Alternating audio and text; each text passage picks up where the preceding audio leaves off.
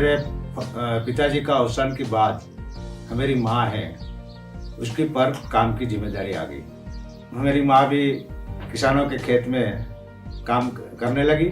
माँ अकेली काम करती है तो उसके मुश्किल ही होती है कमाने में। उसको साथ देने के लिए, उसको मदद देने के लिए मैंने मेरा जो पढ़ना छोड़ दिया और बाद में किसानों का जो काम था, खेत का है और पशुपालन का है, छोटा छोटा काम करने लगा।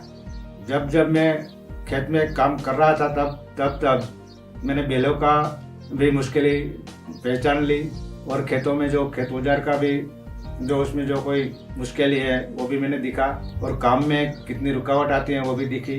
और मैंने विचारा कि भाई जो ये खेत औजार अच्छा बन जाए तो बैलों को मुश्किलें ना पड़े और किसानों को भी फायदा हो जाए, आसानी हो जाए काम में और समय और पैसा कम हो जाए।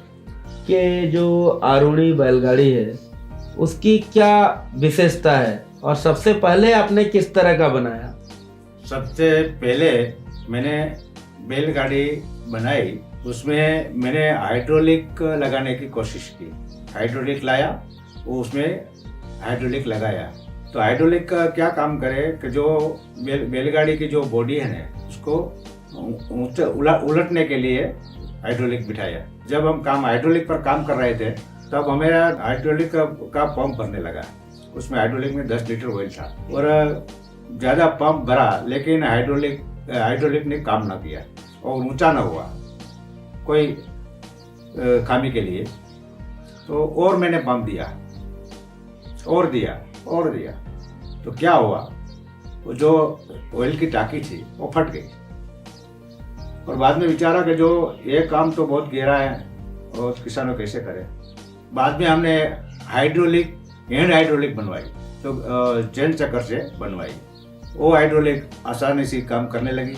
बाद में पूरा गाड़ा बन गया। अब बीच में क्या हुआ, थोड़ी तकलीफ हुई, आधा काम हुआ तब मेरे पास पैसा की कमजोरी थी, इसलिए काम रुक गया बैलगाड़ी बनाने का।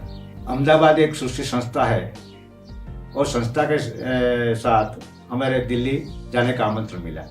तो सृष्टि संस्था ने कहा कि आप वो गाड़ी का काम आगे ले जाओ और जो पैसे की खामी है और दूसरा कोई आपकी ज़रूरत है, जो कोई इंजीनियर की ज़रूरत है, वो सभी का हम मदद देंगे। बाद में मैं घर पे आके वो गाड़ी का काम पूरा किया। तो बैलगाड़ी जो गांव में चलते हैं ट्रेडिशनल जो है उससे इसमें क्या फर्क है? जो 2 पहिए वाली बैलगाड़ी है उसमें बहुत मुश्किलें पड़ती थी, बैलों को मुश्किलें थी, किसानों को मुश्किलें थी और समय ज़्यादा लगता था और जो खर्चा बढ़ जाता था। उसी के कारण जो बैलों की ताकत है वो ताकत लगाने में बैलों निष्फल जाते थे, उसकी ताकत बर्बाद हो जाती थी। वो गला और गर्दन की पर तकलीफ ना हो, एक तो ये फायदा आरूणी में किया। और दूसरा फायदा है कि जो किसानों 2 पहिए वाली बैलगाड़ी में जो खाद लेके वहाँ अलग अलग उंडेल देते हैं और बाद में मजदूर के सहारे से वो जो खाद है वो खाद खेत में फैलाते थे। तो उसमें समय भी कितना ज़्यादा लगता था और बैलों को भी कितनी परेशानी थी, वो सब उसमें आरूणी में फायदा हुआ। तो इसमें आपने क्या क्या सिस्टम बनाया? एक खासियत है कि जो 4 पहिए हैं, 4 पहिए से बैलों के कंध पर बोझ नहीं आता, मुख्य फायदा वही है।